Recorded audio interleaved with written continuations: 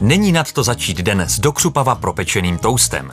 Přípravu toastů přesně podle vaší chuti usnadní toaster Cutler TS8011 pro 4 topinky a Cutler TS4011 pro 2 topinky. Příprava toastů je velmi jednoduchá. Do toastru vložíte pečivo a stisknete tlačítko Toast. Toast je automaticky spuštěn do toastovacího prostoru. Pro rovnoměrné opečení slouží systém automatického centrování. Intenzitu opečení nastavíte elektronickým ovladačem.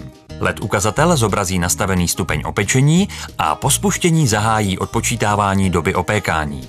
U modelu TS8011 lze nastavit v levém i pravém toastovacím otvoru různou intenzitu opečení.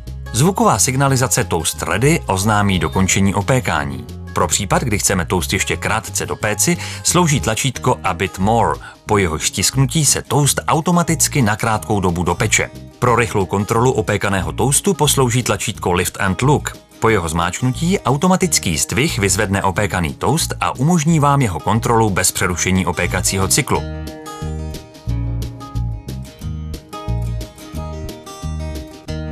Je-li pro pečení dostatečné, stačí opékání ukončit tlačítkem Cancel.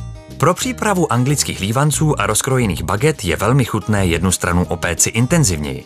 K tomu slouží tlačítko Crampit. Po jeho stisknutí toaster automaticky opeče jednu stranu intenzivněji. Pro rozpékání pečiva lze použít nástavec pro rozpékání. Stačí na něj položit toast nebo bagetu a nastavit intenzitu opečení. Opékací cyklus se ukončí automaticky. Nyní stačí toast nebo rozpečenou bagetu dozdobit a zakousnout se do křupavé dobroty.